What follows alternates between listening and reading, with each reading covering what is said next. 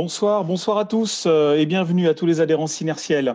Je suis Laurent Poisson, je suis chef de projet nationaux chez Synertiel et j'ai le plaisir de vous accueillir pour ce premier webinaire 2021, ce premier rendez-vous digital qui va être consacré aux évolutions de RGE.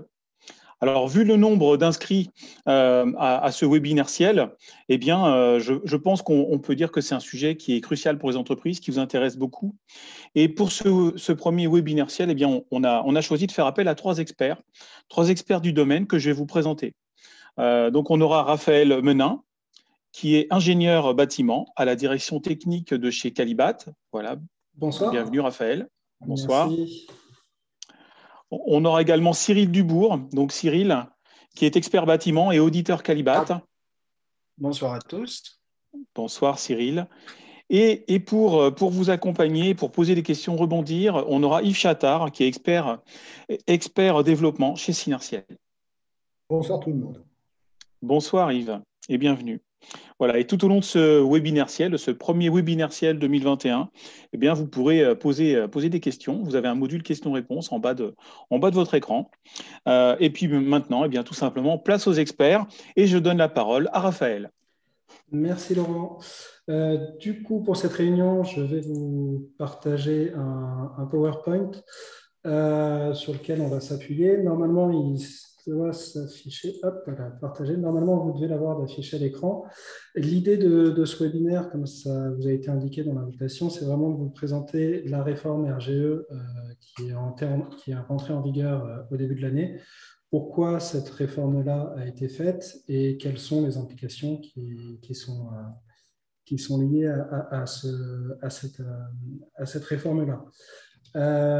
Donc, pour commencer, au niveau du public concerné, ça va être l'ensemble des entreprises qui sont titulaires d'une qualification RGE. Mais ça dépend sur quel point de la réforme, en fait. Parce que si vous voulez, la réforme, ça concerne aussi bien la nomenclature des travaux que les règles d'audit. Donc, au niveau de la nomenclature, toutes les entreprises sont concernées, quel que soit le début de leur cycle de qualification. Quel que soit le début de leur cycle de qualification, elles sont concernées par cette nouvelle nomenclature de travaux qui sera présentée un peu après. Par contre, en ce qui concerne les nouvelles règles d'audit, c'est uniquement les entreprises qui ont commencé un cycle de qualification à partir du 1er janvier 2019 qui vont être concernées. Parce que celles qui ont commencé un cycle de qualification avant le 1er janvier 2019 ont déjà réalisé leur audit dans les 24 premiers mois de leur cycle de qualification. Donc, on ne va pas leur rajouter des contraintes en plus qui ne faisaient pas partie de leur contrat, on va dire, de qualification au début. Donc, on est bien d'accord, Raphaël. Oui. Tout le monde est concerné au niveau du certificat de qualification qui vient annoncer en quoi une entreprise peut faire les travaux RGE. Par contre, la distinction se fait uniquement sur les règles d'audit. C'est ça. Sur le déclenchement des règles d'audit qu'on va voir un petit peu après. Ça, c'est la raison que je donnais, hein, c'est que si on a... En fait, les sites qui vont être concernés, c'est ceux qui ont commencé avant 2019, ont déjà fait leur audit, donc on ne va pas leur rajouter des contraintes en plus. Par contre, celles qui ont commencé leur cycle après le 1er janvier 2019 n'ont pas encore fait leur audit des 24 mois, et donc là, les règles de déclenchement ne sont plus les mêmes, et on les verra juste après. C'est ces entreprises-là qui vont être impactées. Mais effectivement, tous les cycles de qualification de RGE sont basés sur la nouvelle nomenclature. Donc, tout le monde a eu un nouveau certificat de qualification. Tout le monde a eu un nouveau certificat de qualification. On a communiqué auprès des entreprises sur le dernier trimestre 2020 pour les informer de cette réforme-là, pour leur demander de nous faire des retours sur leur activité, pour leur attribuer les bons domaines de qualification. Donc, enfin, des nouvelles catégories de travaux. Parce que là, on va le voir juste après, en fait, sur qu'est-ce qu'est la réforme. Si tu veux, on revient à ta question un tout petit peu après, parce qu'effectivement, des changements, il y en a sur la nomenclature de travaux et sur les règles d'audit. Et sur la nomenclature de travaux, on détaille ça un petit peu, enfin vraiment 2 diapos après. Donc, on reviendra plus en détail sur quelle mécanique a été mise en place par Calibat pour faire ces changements-là. Donc, du coup, ce qui ne change pas, c'est la nomenclature de Qualibat. Si j'avais une qualification 71-22 pour de l'ITI, j'ai toujours une qualification 71-22 pour de l'ITI. Pareil, si j'ai une 52-31 pour de la PAC, elle ne change pas. Ce qui change, c'est la nomenclature de travaux de l'ADEME, qui avant était sur 12 domaines et maintenant va être sur 19 catégories.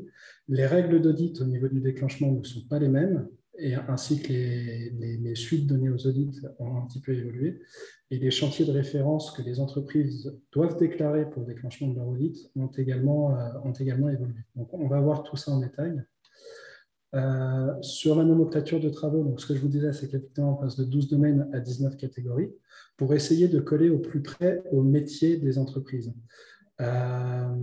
Si on prend des exemples plus en détail sur la diapo d'après, on va avoir des domaines qui ont juste... Donc, les domaines deviennent des catégories. Hein. On a des domaines qui passent de 1 pour 1. Donc, le domaine 5, qui faisait les chaudières gaz, devient la catégorie 1, chaudière gaz. Donc là, il n'y a pas de gros changement. Mais on a d'autres domaines qui vont être séparés en plusieurs catégories pour justement coller au métier. Si on prend le domaine 6, par exemple, qui couvrait les menuiseries dans leur globalité, maintenant, c'est 2 nouvelles catégories, la 9 et la 10. La 9 qui va se concentrer sur les menuiseries en parois verticales et la 10 sur les parois vitrées en toiture. Cette distinction-là, elle a été faite parce que ce n'est pas exactement les mêmes compétences qui vont être demandées aux entreprises. Quand je pose une fenêtre de toit, je touche à la charpente. Donc, il y a des compétences qu'un menuisier classique n'a pas forcément. Et en fait, cette logique-là se décline aussi pour le domaine 8, par exemple, qui couvrait toute l'isolation des murs et des planchers. Maintenant, on distingue, je fais de l'isolation des murs, mais par l'intérieur ou par l'extérieur. Et quand je fais de l'isolation des planchers, c'est uniquement sur des cônes non chauffés. Donc, c'est cette logique-là qui a été appliquée. Et pour répondre du coup à ta question, Yves, que tu as posée juste avant, donc nous, Qualibat, on a communiqué auprès des entreprises sur le dernier trimestre 2020 pour leur présenter cette réforme dans sa globalité, pour dire, voilà, les domaines de travaux deviennent plusieurs catégories. Aujourd'hui, vous avez telle qualification qui était associée à tel domaine. Demain, ce domaine-là, vu qu'il est transformé, dites-nous clairement quel est votre secteur d'activité pour qu'on vous donne la bonne catégorie de travaux associés. Sachant que si l'entreprise ne nous répondait pas, par défaut, on leur donnait toutes les catégories de travaux associées à cette qualification-là, sous réserve que l'entreprise soit assurée. Donc, pour être plus clair, en prenant un exemple, la 71-22, donc isolation thermique par l'intérieur, avant la réforme, elle était associée au domaine 8. Vu que ce domaine 8 est splitté en 3 catégories, la 11, la 12 et la 15, potentiellement l'entreprise pouvait accéder à ces catégories de travaux-là. Donc on lui a dit, précisez-nous bien que vous ne faites que des ITI pour ne pas vous attribuer une mauvaise catégorie de travaux. Et si l'entreprise ne nous répondait pas, on s'assurait que on regardait son assurance pour être sûr qu'elle n'était qualifiée que pour de l'ITI et ne pas lui donner de mauvaise catégorie de travaux.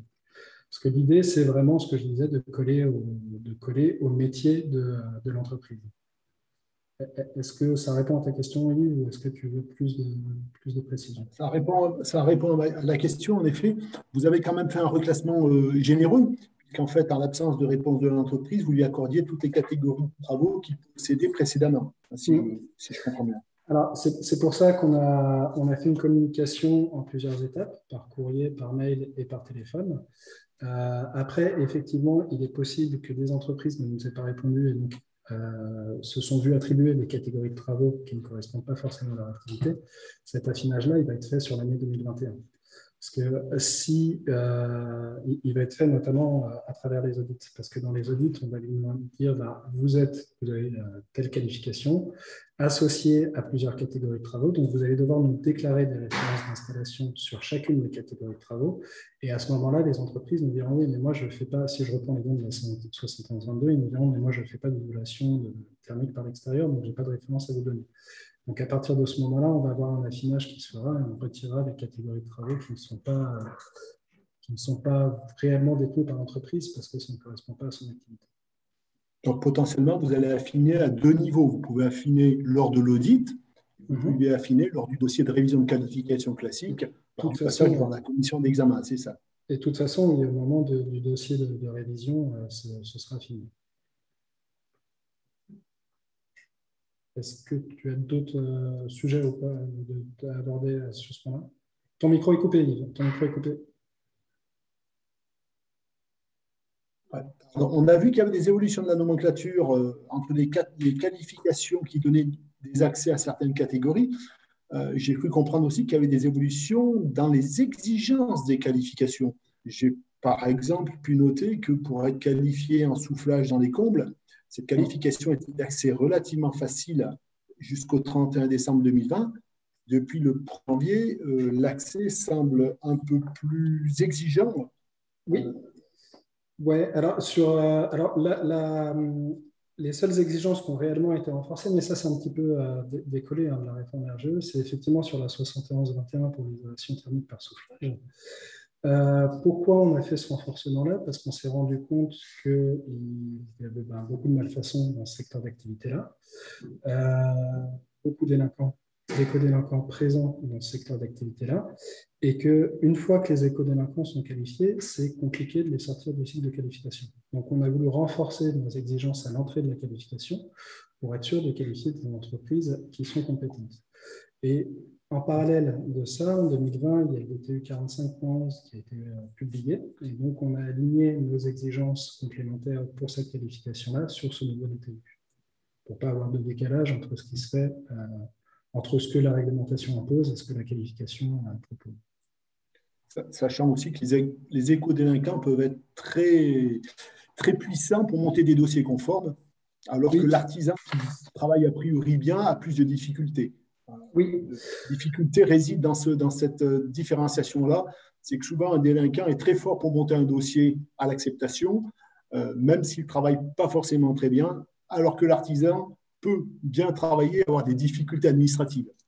Alors, les exigences, le renforcement de ces exigences-là pour cette qualification, c'est vraiment sur cette qualification-là, ne vont pas... déjà, ça a été fait en commission avec les organismes professionnels que sont la CAPEB et la FFB, avec des professionnels de ces deux organisations-là. Donc, les règles ne sortent pas de nulle part. Ce n'est pas Calibat qui s'est dit, mais maintenant, on va demander ça. Il y a un consensus qui est fait avec la profession pour essayer de répondre à un besoin et à des dérives qui sont observées sur cette qualification-là. Donc, ça ne sort pas de nulle part. Derrière, même s'il y a un renforcement des exigences, ce n'est pas quelque chose d'insurmontable sur ces qualifications-là, parce que le gros changement, il y a plusieurs changements, mais un des changements, ça va être le dossier photographique qui est un petit peu plus précis. On ne le demande que sur un chantier. Aujourd'hui, c'est des choses qui existent déjà sur d'autres de nos qualifications, en construction bois ou en maçonnerie, et ça ne pose pas plus de problèmes que ça. Donc, c'est quelque chose, c'est une pratique qui se fait déjà sur d'autres qualifications, et c'est des qualifications, enfin la construction bois, c'est une grosse qualification.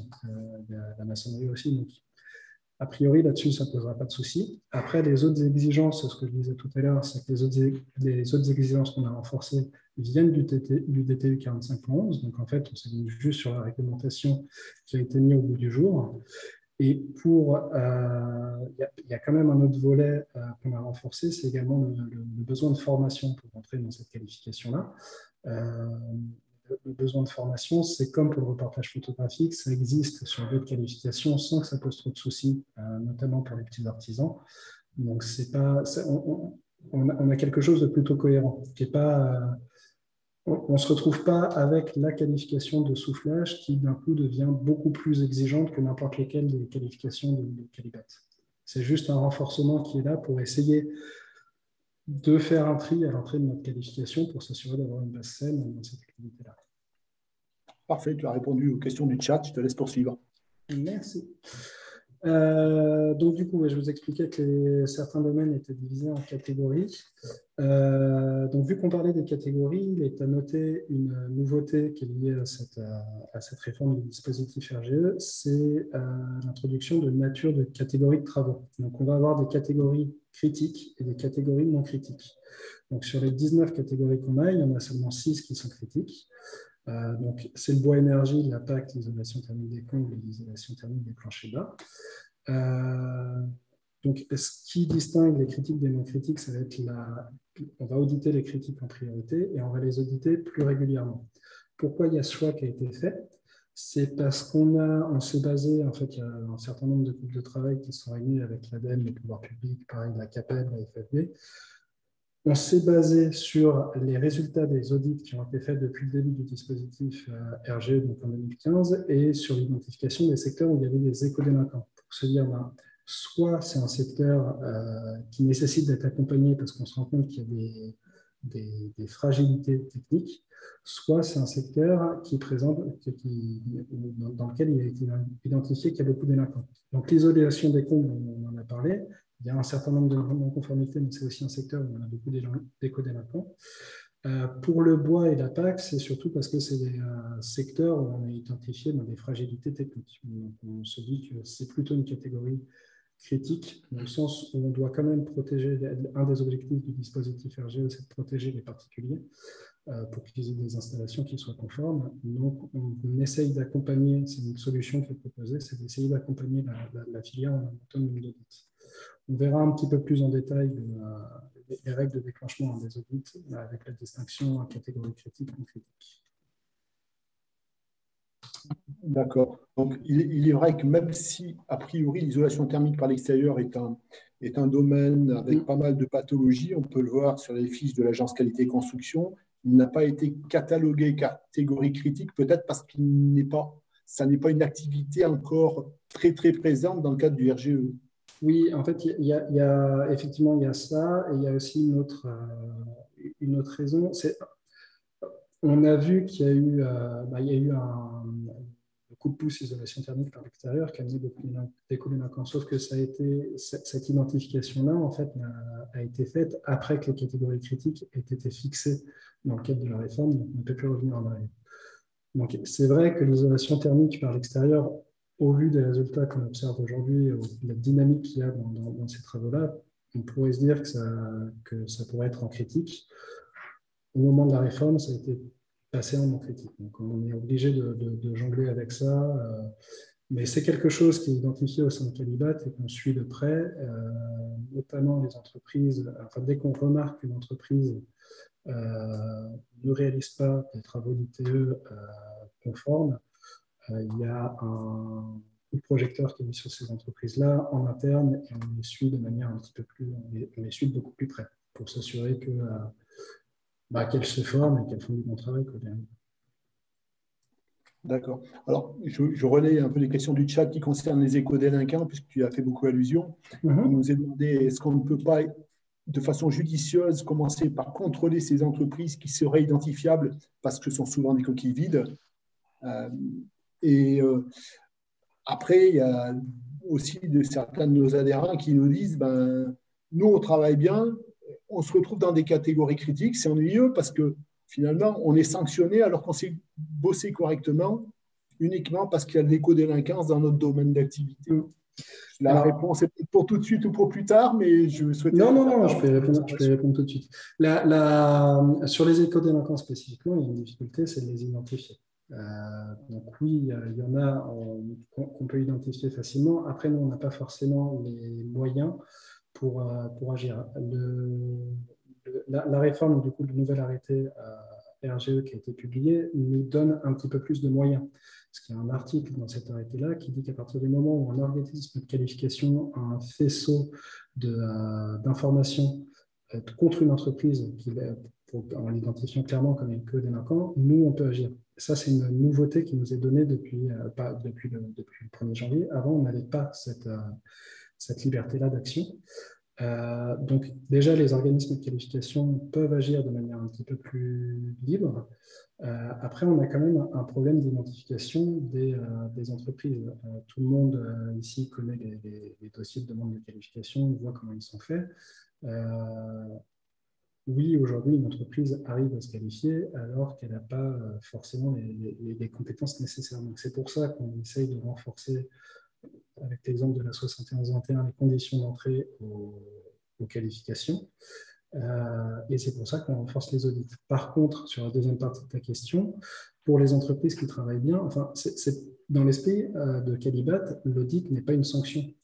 Donc effectivement, ça prend du temps parce qu'il faut l'organiser et puis il faut mobiliser une personne de l'entreprise pendant en grosse maille une demi-journée pour réaliser cet audit-là. Mais nous, on voit vraiment l'audit comme un accompagnement de l'entreprise et comme un outil pédagogique plus que comme une sanction. L'idée, c'est vraiment pas de faire l'inspecteur des travaux finis. C'est vraiment pas ça qu'on a en tête. Et derrière, si l'entreprise travaille bien, elle est dans une catégorie critique, donc on va rester sur l'isolation des combles, c'est un peu le fil rouge depuis le début. Si l'entreprise travaille bien dans l'isolation des combles, elle va se faire du coup auditer plusieurs fois, elle va se faire auditer 2 fois sur ses chantiers. Ça peut aussi lui servir d'argument de vente auprès de ses clients en disant regardez, je me suis déjà fait auditer plusieurs fois et à chaque fois j'ai de très bons résultats qui me sont donnés par Calibat. Donc, plutôt que de le voir comme une sanction, il faut le voir comme un outil pédagogique et si on travaille vraiment bien, comme un argument commercial, potentiellement. Parfait, merci. OK. Du coup, sur la présentation de la réforme, pourquoi elle a été faite, comment elle a été menée, on a fini. On va passer au contrôle de réalisation. Donc, l'idée, c'était de passer la parole à Cyril Dubourg dans un premier temps. Donc moi, je suis auditeur depuis le tout début du dispositif. Je pense que j'ai dû faire partie des premiers auditeurs. Donc, j'ai une certaine expertise dans le domaine et j'ai pu constater donc une certaine récurrence, j'ai envie de dire, des écarts et des défauts constatés, quel que soit d'ailleurs le type d'activité. Donc, je vais vous faire un petit listing des écarts qu'on a pu constater, enfin que j'ai pu constater en l'occurrence. Par exemple, sur les chaudières haute performance, que ce soit gaz ou fioul, on a souvent des absences de disconnecteurs avec un risque de pollution du réseau. Bien souvent, il n'y a pas d'études thermiques ou d'études de dimensionnement, donc on peut se retrouver avec des appareils sur- ou sous-dimensionnés. Absence de calorifugage des réseaux aussi, c'est quelque chose qu'on voit beaucoup. Sur le bois, soit en chaudière ou en poêle bois, encore une fois, pas d'études thermiques, bien souvent. On a régulièrement des absences d'amener d'air, ce qui va empêcher le fonctionnement correct et puis les risques de pathologie et de dysfonctionnement du système. Sur la pompe à chaleur, bien souvent, encore une fois, absence d'études. Donc, sur une pompe à chaleur, quand elle est surdimensionnée ou sous-dimensionnée, ça ne marche pas très, très bien. Des non-conformités électriques aussi. De même que sur les chauffe-eau thermodynamiques, on a aussi ces non-conformités électriques, absence de disjoncteur différentiel ou dispositif de protection pour chaque circuit. Concernant la VMC, alors après il y a une petite différence quand même entre la simple et la double flux, mais sur les simples flux, on a bien souvent des absences d'amener d'air. Et pour la double flux, des fois, on a des présences d'amener d'air, ce qui perturbe bien évidemment le système aérolique. Les volumes débit extraction sont censés être mesurés. Bien souvent, ils ne sont pas conformes à la réglementation, donc à l'arrêté de 1982. On a régulièrement des défauts, bien évidemment, des défauts d'étanchéité à l'air du logement, du bâtiment, ce qui impacte particulièrement les VMC double flux, enfin la performance d'une VMC double flux. On a parlé un petit peu d'isolation des combles tout à l'heure, notamment avec ce fameux DTU 4511 là, qui est sorti cette année, en 2020. Donc effectivement, oui, il y a beaucoup de défauts sur le soufflage, avec des épaisseurs d'isolants qui ne sont pas conformes, des écarts au feu qui ne sont pas conformes, des absences de traitement des trappes d'accès, que ce soit en termes d'isolation ou d'étanchéité à l'air. Sur l'isolation non pas de combles perdus, mais de rampants, dans la majorité des cas, une membrane dissociée est obligatoire. Elle n'est pas toujours mise. Et on rencontre aussi régulièrement, ça je trouve c'est un peu dommage, une une laine, que ce soit laine de roche ou laine de verre, qui n'est pas compatible avec l'isolation en rampant. Bien souvent, il est posé une laine qui ne peut s'utiliser que déroulée au sol. Alors, est-ce que c'est une erreur ou est-ce que c'est parce que c'est une laine qui est beaucoup moins chère, enfin moins chère en tout cas, je ne sais pas. Mais en tout cas, c'est quelque chose que l'on voit assez régulièrement aussi. On a aussi pas mal d'écarts récurrents, encore une fois, sur l'isolation en sous-phase de plancher bas, sur local non chauffé. Il y a quelque temps, on n'avait pas énormément de produits destinés à cet usage. Alors, je ne sais pas si c'est grâce aux audits et donc aux remontées des entreprises par rapport à leurs fournisseurs, mais depuis donc, on va dire un an à peu près, on a maintenant beaucoup de produits existants qui sont adaptés à l'usage alors qu'ils ne l'étaient pas avant. Donc, un produit qui n'est pas adapté à l'usage, qui sort de son domaine d'emploi, c'est un défaut d'assurabilité en cas de souci. On rencontre aussi, toujours dans ce cas de figure-là, des défauts de fixation, des défauts de pose par rapport aux règles rage. Et alors ça, c'est assez problématique. Les règles rage mentionnent un déport des réseaux. Donc, ça veut dire qu'il faut déporter tout le réseau électrique et tout le réseau hydraulique, ce qui est quand même assez complexe à faire, mais les règles rage le mentionnent. En isolation par l'extérieur, que ce soit sous bardage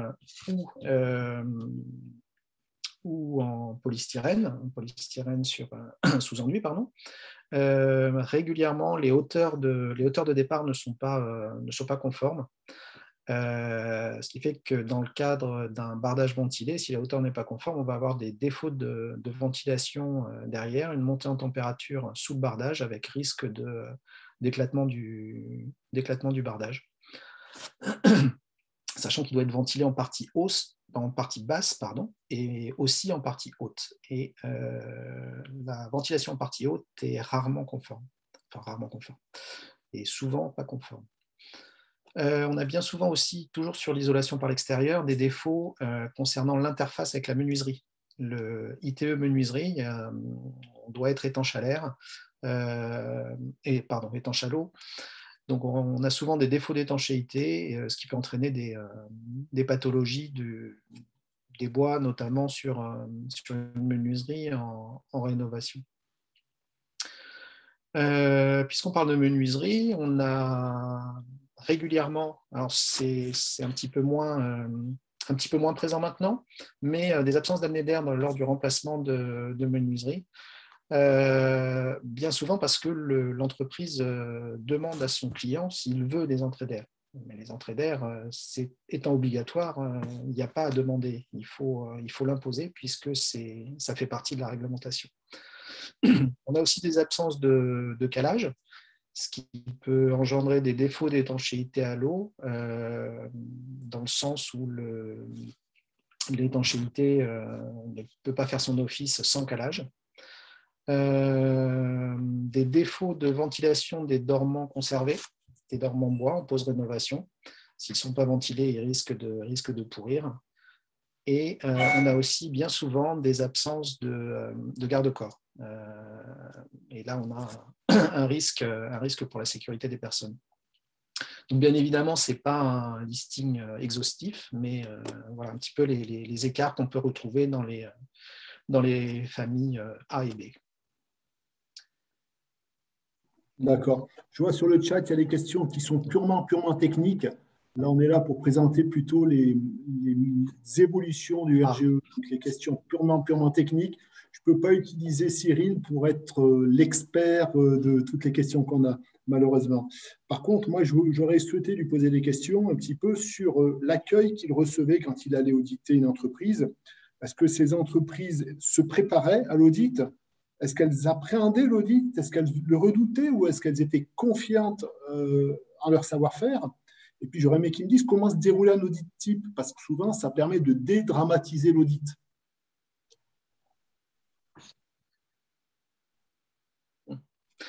Alors, comment les entreprises se préparaient à l'audit?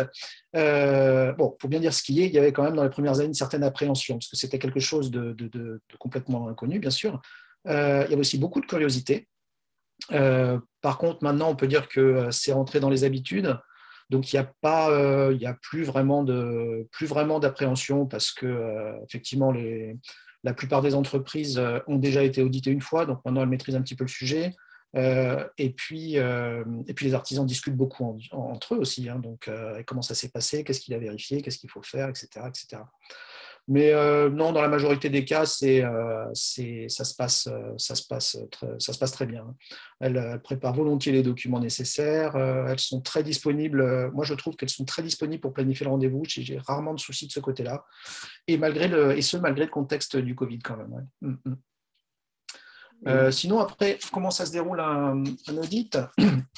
En ce qui me concerne, j'ai une procédure assez simple. Je contacte l'entreprise pour lui signaler l'imminence de son contrôle de réalisation. Je double toujours tout par mail pour avoir des traces écrites, donc je confirme par mail l'échange qu'on vient d'avoir avec une proposition de date. Lorsque celle-ci est validée, donc je demande à l'entreprise de m'envoyer les documents administratifs et techniques dont je vais avoir besoin. Et puis, le jour du rendez-vous, donc je me présente sur le chantier avec l'entreprise. Je la questionne effectivement sur les produits, sur sa mise en œuvre. Je prends des mesures avec différents outils, hein, que ce soit un vitromètre, un niveau à bulles, caméra thermique. Voilà, je prends quelques photos des points singuliers. Et ensuite, je débriefe avec l'entreprise, mais à l'écart du client. Je discute avec le responsable technique parce que je veux pas, en cas de souci, je ne veux pas la mettre en porte-à-faux par rapport au client. Donc, je mets en exergue les points forts et éventuellement, je mentionne les écarts. Et puis, j'explique bien évidemment la suite à donner selon le référentiel Calibat. On formalise les cas ensemble et je demande à l'entreprise la façon dont elle compte procéder pour corriger cette non-conformité. Et voilà, toute cette partie-là, ça dure entre 1 et 2 heures. Et puis après, il y a la partie un petit peu moins rigolote, j'ai envie de dire, la partie immergée de l'iceberg, hein, que j'appelle le back-office, donc le rapport qui va prendre entre 1 et 4 heures. Des fois, c'est très très long parce qu'il y a beaucoup de référentiels techniques, juridiques à prendre en compte et à rechercher. Voilà à peu près comment ça se déroule. Petit point, c'est vous donc qui assurez le suivi des audits, le suivi de la levée des écarts. Oui. Et ces écarts, alors là j'insiste un peu sur ce point-là, jusqu'au 31 décembre, c'était vous, auditeurs, qui définissiez, suivant votre propre appréciation, la gravité ou non des écarts. Alors, j'ai bien dit le 31 décembre. Hein. Oui, alors je vais répondre, je vais faire une réponse de Normand, je vais dire oui et non. On dispose quand même jusqu'au 31 décembre, donc on disposait donc de grilles d'audit quand même, certes moins précises que celles qu'on applique maintenant depuis le 1er janvier, mais qui donnaient tout de même un cadre. Par ailleurs, toute entreprise qui dispose d'une qualification, ça fait partie de son contrat, doit respecter les règles de l'art et la réglementation. Donc, un écart technique, c'est une sortie de ce cadre-là. Donc, on ne peut pas mettre un écart à une entreprise sans le justifier, enfin pour moi en tout cas, sans le justifier dans un rapport par un extrait de DTU, un extrait d'un texte de loi ou un extrait d'un avis technique. Donc, c'est une appréciation personnelle, mais qui est quand même cadrée par la réglementation et les normes. D'accord, donc c'est une appréciation personnelle étayée et partagée, je présume, en fin d'audit.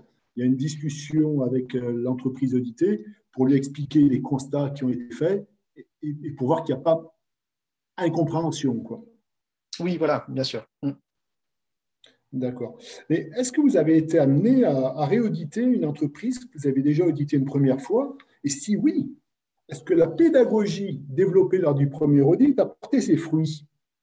Autrement dit, est-ce que vous avez pu détecter des évolutions positives? Alors, bien sûr, j'ai audité certaines entreprises. Si je ne dis pas de bêtises, il y a 2 entreprises que j'ai déjà auditées 4 fois. Donc, oui, effectivement, au bout d'un moment, il y a une certaine convivialité dans les audits. Et dans la majorité des cas, il y a, bon, il n'y a pas grand-chose à redire après, hein. Le premier, il peut y avoir des écarts, le deuxième, un peu moins, et puis à force, il n'y a plus rien à dire, quoi. Tout se passe bien et il n'y a pas d'écart, quoi. Les conseils ont été entendus et je pense que la montée en compétence, du coup, elle est attestée. Euh, Après, il faut aussi dire ce qui est, c'est pas systématique, c'est pas systématique. Mais dans la majorité, dans la grande, grande, grande majorité des cas, il y a une amélioration, une évolution suite aux premiers audits. Ouais. Bon, parfait. Voilà, je pense que c'est intéressant d'avoir cette réponse, parce qu'on en reparlera tout à l'heure. Ça nous permet peut-être de mesurer, je dirais, la montée en compétence des entreprises ou non. On en reparlera peut-être lors de votre deuxième intervention, Cyril. Je pense que c'est Raphaël qui va reprendre la main, si je ne me trompe pas. Pardon, j'avais coupé mon micro. Oui, donc effectivement, moi, pour compléter un peu ce que disait Cyril, sur l'ensemble des audits qui ont été faits par Calibat en 2021, pour avoir un ordre d'idée, on a fait environ 16 000 audits. C'est les mêmes non-conformités qui sont observées sur le terrain. Donc, dans l'actif, ça va être l'absence de disconnecteur, ça va être l'étude de dimensionnement qui n'est pas présente, ce genre d'éléments. Pareil pour l'isolation, c'est vraiment les mêmes non-conformités qui sont observées par l'ensemble des auditeurs sur l'ensemble du territoire. Là-dessus, il n'y a pas grand-chose à ajouter, il n'y a pas de surprise. Vous avez parlé, pour compléter rapidement, vous avez parlé de la satisfaction des entreprises. Nous, à la suite des audits, on contacte les entreprises pour savoir justement comment elles ont perçu cette procédure-là, donc en regardant l'ensemble des étapes de la préparation de l'audit jusqu'à la clôture de la procédure. Donc, s'il y a eu des non-conformités, est-ce qu'elles ont été levées, vraiment comment ils perçoivent l'ensemble de ce dispositif-là. Sur les retours qu'on a eus en 2020, on a 67% d'entreprises qui sont très satisfaites et 30% qui sont satisfaites. Donc, ça fait un total de 97% d'entreprises satisfaites ou très satisfaites. Donc, visiblement, les audits sont bien perçus et ça va un peu dans le sens de ce que nous expliquait Cyril. Donc voilà, sur ce que Calibat peut dire en gros sur les audits de 2020. Je ne sais pas si tu as des questions ou pas. J'ai regardé un petit peu les questions qui apparaissaient. Non, là-dessus, rien de particulier. Ok, très bien. Donc si on revient sur la réforme RGE, si on fait un zoom spécifique, donc j'ai commencé à en parler sur les catégories non critiques et critiques. La grosse différence, ça va être la fréquence à laquelle les entreprises vont être auditées. Sur une catégorie non critique, on reste sur la même règle que ce qui existait déjà, c'est que l'entreprise doit faire un audit dans les 24 premiers mois de sa qualification. Si au bout de 24 mois, elle n'a pas fait son audit, elle va être bloquée pour le renouvellement de sa qualification. Les catégories critiques, il y a la même règle qui est conservée. L'entreprise doit être auditée une première fois dans les 24 mois, mais elle doit également être auditée avant l'échéance de son cycle. Donc, ça ne veut pas dire qu'elle fait un audit dans les 24 premiers mois et après un audit entre le 24 et le 48e mois. Si elle peut réaliser les 2 audits dans les 24 premiers mois, ça répond tout à fait aux exigences de l'arrêté. Sachant que ces règles-là sont modulées selon le nombre de catégories que l'entreprise dispose. C'est-à-dire qu'une entreprise qui a une catégorie critique et une non critique dans la même famille ne va se faire auditer que sur la catégorie critique. Donc, si je prends un exemple, toujours, je suis qualifié en 71-21 avec la catégorie de travaux 14, isolation des combles, et qu'à côté, j'ai une qualification 35-11 menuiserie extérieure, je ne vais me faire auditer que sur l'isolation des combles, parce que la catégorie critique prend le pas sur la catégorie non critique. Après, je peux avoir la coexistence de 2 catégories critiques au sein de la même famille. Là, je vais me faire auditer dans les 2 catégories critiques Et une des deux catégories critiques que j'ai va se faire auditer une deuxième fois. Donc pareil, j'ai une qualification associée à la catégorie 14, isolation des combles, et une autre qualification associée à la catégorie 15, isolation des planchers bas. Je vais me faire auditer une fois pour les combles, une fois pour les planchers bas, et une troisième fois pour une des deux catégories. Ça va dépendre de l'activité de l'entreprise, des chantiers qu'elle sera en mesure de nous déclarer. Pardon. Est-ce qu'il y a, je ne me semble pas avoir vu de questions à ce sujet-là. Non, il faut quand même en conclure qu'on a intérêt à travailler correctement parce qu'on voit qu'il y a quand même beaucoup d'audits. Et j'ai cru comprendre que si un audit pouvait, pouvait donner lieu à écart, oui. il y avoir multiplication des audits. Oui. Alors ça, du coup, tu m'as fait une très bonne transition. C'est juste après. Effectivement, il y a eu un travail d'harmonisation entre les organismes de qualification, donc Calibat, Qualitionnaire et Qualifelec, pour avoir les mêmes grilles d'audit.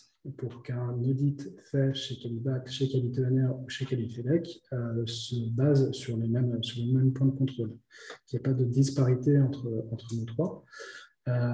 L'harmonisation de ces grilles fait qu'il y a la notion de non-conformité mineure ou majeure qui est intégrée dans les grilles d'audit. Ces non-conformités-là vont effectivement conditionner la suite qui est donnée à l'audit. Si une entreprise n'a que des non-conformités mineures, ça va suivre la même logique qu'aujourd'hui. On lui signale qu'il y a des non-conformités mineures, on lui dit quelles sont ces non-conformités-là, on lui laisse un délai de 3 mois pour corriger. Si au bout de 3 mois, elle n'est pas revenue vers nous, elle est suspendue et ça passe en commission d'examen qui va statuer sur la suite à donner à la procédure d'audit et à la qualification de l'entreprise. Par contre, dès lors qu'on a une non-conformité majeure, le rapport d'audit et l'entreprise est forcément et systématiquement inscrit en commission d'examen qui va prendre les décisions qui s'imposent. Donc là, ça va être au cas par cas. En sachant que l'idée de l'arrêté, c'est effectivement, dès lors que j'ai une non-conformité majeure, l'entreprise doit corriger cette non-conformité-là, mais elle doit également réaliser un nouvel audit dans cette catégorie-là, dans cette catégorie de travaux-là, pour s'assurer que ce n'est pas quelque chose qui est récurrent sur tous ces chantiers. Donc, effectivement, une entreprise qui ne travaille pas bien se fera auditer plus régulièrement. Par contre, à Calibat, nous, l'idée, ce n'est pas d'assommer les entreprises sous le nombre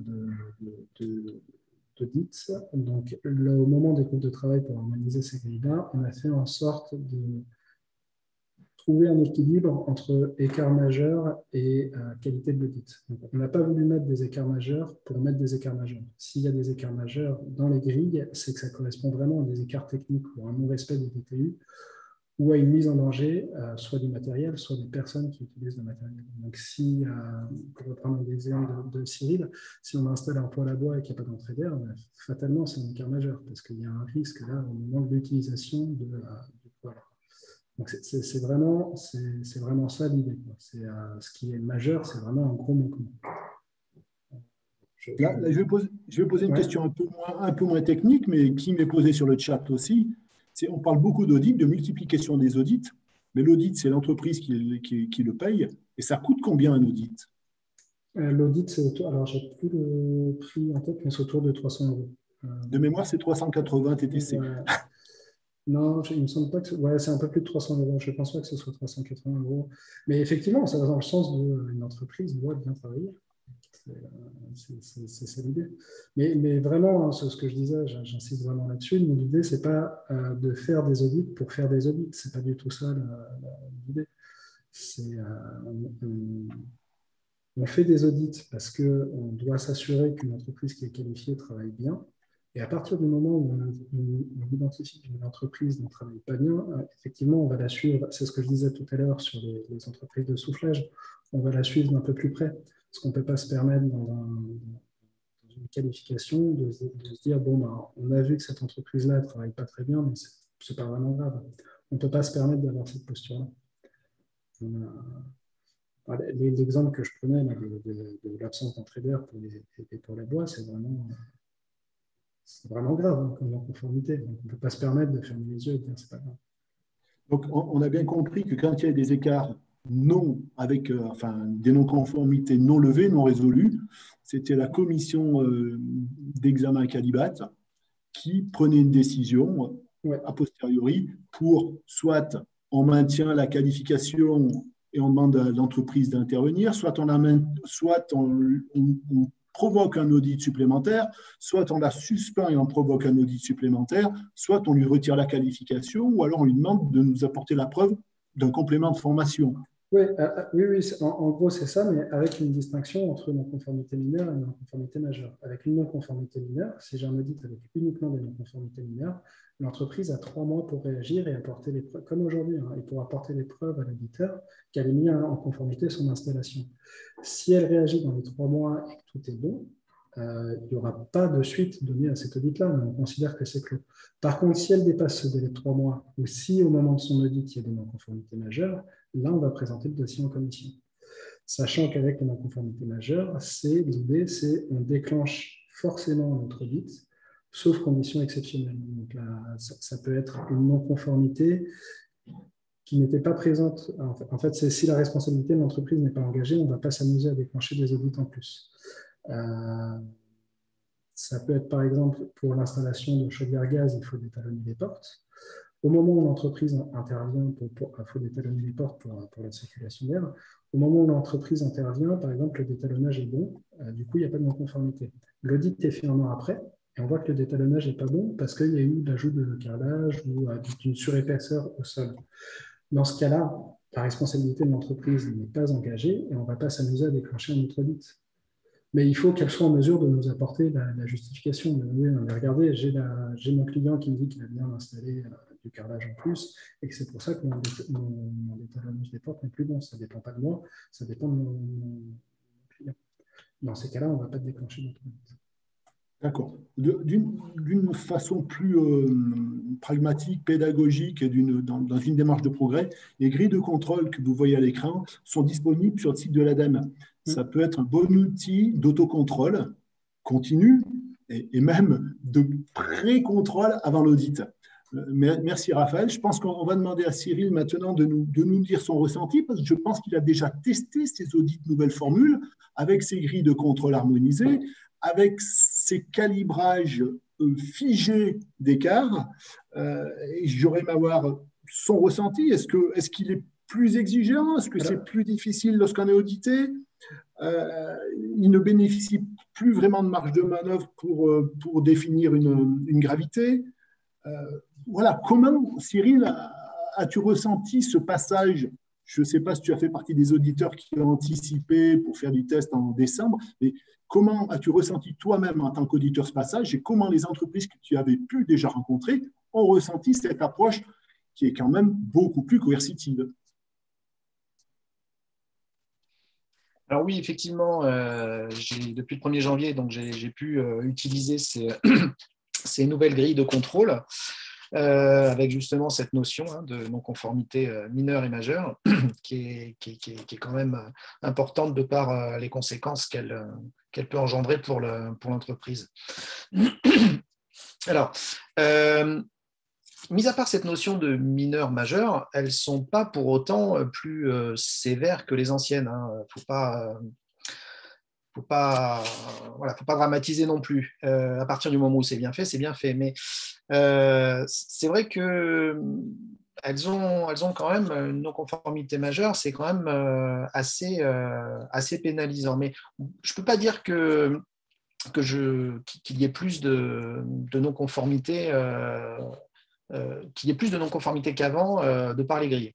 Voilà, ça, j'ai vraiment pas du tout ce ressenti. Je mettais un certain pourcentage d'écart avant les grilles. Je suis à peu près dans le même pourcentage d'écart après la mise en place de ces nouvelles grilles. Je ne sais pas si ça répond à ta question. Oui, ça répond parfaitement. C'était pour avoir ton ressenti sur ce testing des nouvelles grilles, en fait. Donc, pour toi, il n'y a pas une évolution phénoménale. Voilà. En termes d'écart, non. Ça ne change pas, beaucoup. Maintenant, c'est vrai que, comme tu me le demandais aussi dans ta question, on a un peu moins de marge de manœuvre. Des fois, il y a des choses où on pourrait se dire que c'est pas si grave que ça, mais si on lit la grille, c'est un écart majeur. Donc, voilà. Cyril, tu parles des grilles et on a une question dans le chat pour savoir où on peut se les fournir, ces grilles. Ces grilles, elles sont disponibles sur le site de l'ADEME et sur le site FAIR aussi. Il suffit, j'y suis allé aujourd'hui encore, effectivement, elles sont téléchargeables sans souci, D'accord, merci, ça répond à la question de Jean-Philippe. Et comme le disait Yves, je pense que c'est un excellent outil de préparation de pré-audit. Voilà. Donc, je répondais en direct aussi. Moi, j'aurais souhaité, puisqu'on arrive à l'issue de ce webinaire, poser des questions un petit peu plus générales à Raphaël Menade. Alors, juste Yves, pardon, juste pour compléter un petit peu ce que vient de dire Cyril et ce que je voulais ajouter avant. Effectivement, les auditeurs ne doivent plus qualifier les écarts de mineurs ou majeurs, c'est fixé par les grilles. Par contre, ils ont toujours la plus-value de l'auditeur, dès qu'ils voient des non-conformités, de l'inscrire dans le rapport et surtout d'ajouter un commentaire à ce rapport-là pour bien clarifier la situation. Ils ont toujours ce rôle d'accompagner les entreprises pour bien leur expliquer quelle non-conformité ils ont et pourquoi c'est une non-conformité. Ce rôle-là n'a pas évolué. Voilà, c'est juste ça que je voulais ajouter.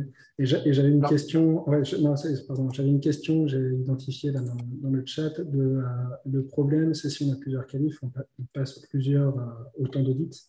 Non, parce que les audits, en fait, vont dépendre des catégories de travaux. Donc, si j'ai plusieurs, c'est ce que j'expliquais avant, c'est si j'ai plusieurs catégories de travaux, dès lors que j'ai une catégorie de travaux, qui est critique et que j'en ai 5 autres qui sont non critiques, je vais me faire auditer que sur la catégorie de travaux qui est critique. Donc, ce n'est pas j'ai 5 qualifications, donc j'ai 5 audits à faire. C'était juste ça pour un peu clarifier ça. Du coup, je suis à ta disposition. D'accord. Voilà, je voulais aborder des sujets qui sont un peu plus généraux, mais dont on entend beaucoup parler actuellement.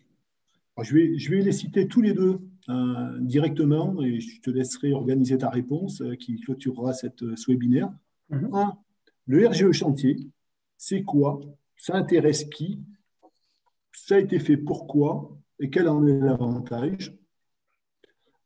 Voilà, c'était la première question. Et la deuxième question, c'est que même si le RGE ne concerne pas que les C2E et concerne toutes les autres aides du type la prime rénov, enfin toutes ces aides-là, on voit fleurir sur les réseaux le fait que l'État songerait à limiter le coup de pouce isolation à la fin du premier semestre 2021 et à mettre aussi un terme au coup de pouce PAC à la fin de l'année.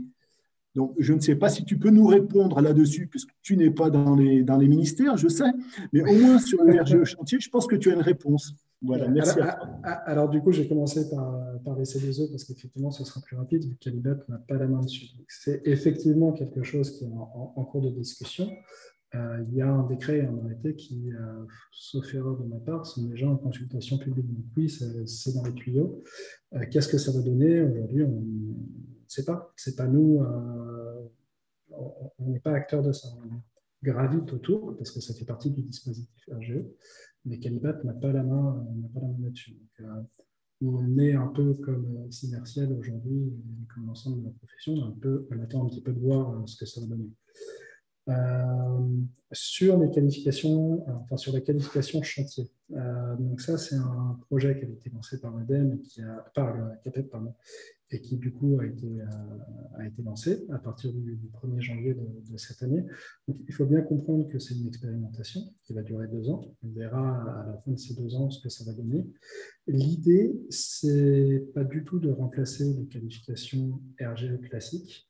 C'est pour des entreprises qui sont dans des secteurs d'activité, pour des entreprises qui n'ont pas forcément 3 chantiers à nous fournir à l'entrée de leur qualification, de pouvoir quand même faire bénéficier de l'État à leurs clients quand ils réalisent des chantiers qui rentrent dans le cadre du RGE.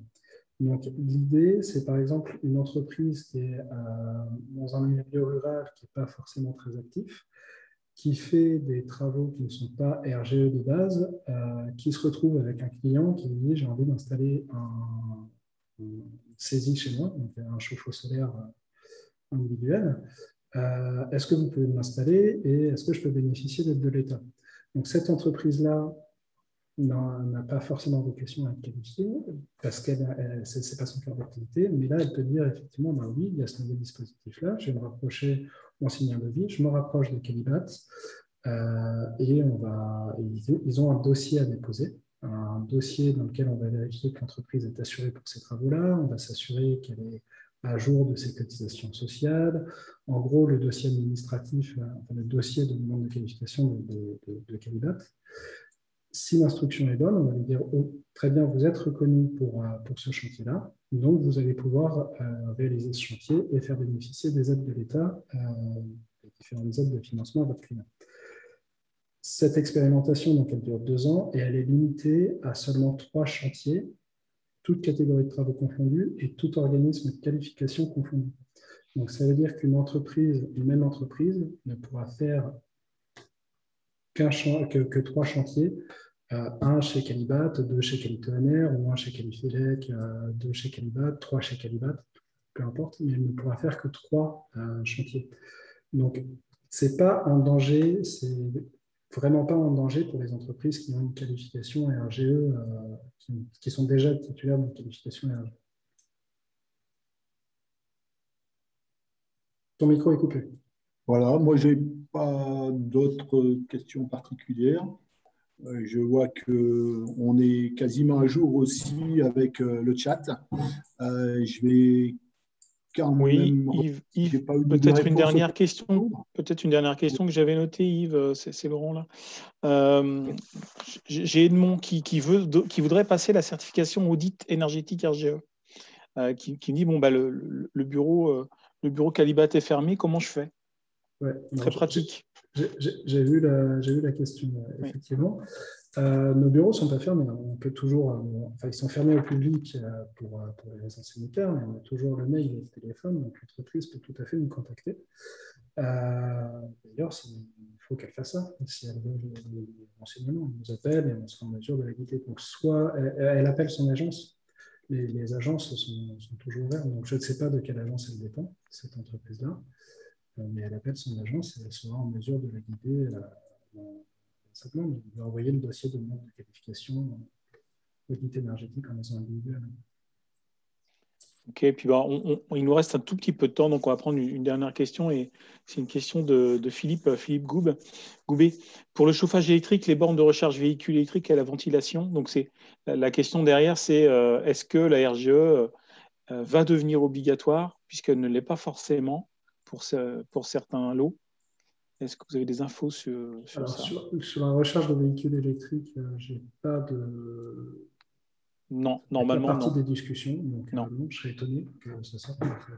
Pour la ventilation, il y a l'Association française de la ventilation qui s'est lancée la semaine dernière, donc oui, il va y avoir du mouvement à ce niveau-là. À Calibat, on a déjà une offre concernant la ventilation, c'est toute l'activité à 53 dans notre nomenclature. Donc ça existe déjà chez nous, mais c'est appelé à évoluer là, sur l'année 2021. Il va effectivement y avoir du mouvement sur ce secteur d'activité-là. Voilà, et pour le chauffage électrique, c'est un petit peu moins le domaine de chauffage électrique, c'est déjà en partie RGE. On a la catégorie de travaux 7 qui concerne les émetteurs électriques. Donc, il y a des qualifications de chauffage électrique chez Calibat et également chez Qualifelec. D'accord. Ça existe déjà. Très bien. Bah, écoutez, il est 19h29. Yves, tu voulais rajouter quelque chose? C'est un petit point. J'ai vu aussi des gens qui posaient des questions, comme on l'a vu sur les bornes électriques. Parfois, il y a des questions sur le photovoltaïque. Alors, le photovoltaïque n'est pas géré, n'est pas soumis au même arrêté que le RGE. Donc, il y a des règles d'audit bien différentes, des règles d'audit qui sont liées au nombre d'installations faites. Enfin, c'est une problématique un peu différente, mais ça n'entre pas dans le cadre des arrêtés RGE. Donc, vos contacts chez Qualitonner ou Qualifelec ou Calibat doivent pouvoir vous répondre là-dessus. Mais la problématique de l'audit n'est pas d'actualité aujourd'hui parce qu'il n'y a pas eu d'évolution récente, en tout cas, sur ce type d'activité. C'est tout à fait ça. Le photovoltaïque est en dehors de l'arrêté RG. Donc, ce n'est pas du tout les mêmes règles. Ça va dépendre de la volumétrie d'installation qui est faite par l'entreprise. Une fois qu'elle a la qualification, elle doit se faire auditer dès le premier chantier qu'elle déclare. Et ensuite, ça va dépendre de la volumétrie. Plus elle fera d'installation, plus elle sera auditée. Très bien. Écoutez, je crois que ça va être le mot de la fin pour les réponses aux quelques questions. S'il en reste quelques-unes qui n'auraient pas trouvé de réponse, avec Yves, on fera en sorte de pouvoir les envoyer avec les remerciements. Sachez que ce webinaire a été enregistré et que donc, les liens de replay vous seront envoyés. Et puis, on va vous donner rendez-vous pour le prochain webinaire ciel, le numéro 2 de la saison. Le numéro 2, donc, ce sera consacré à l'évolution de la loi de finances. Je crois que c'est un sujet aussi très important pour aider nos clients, enfin vos clients à mieux s'y retrouver avec les aides. Et puis, bien sûr, ce sont des outils d'aide à la vente qui sont incontournables.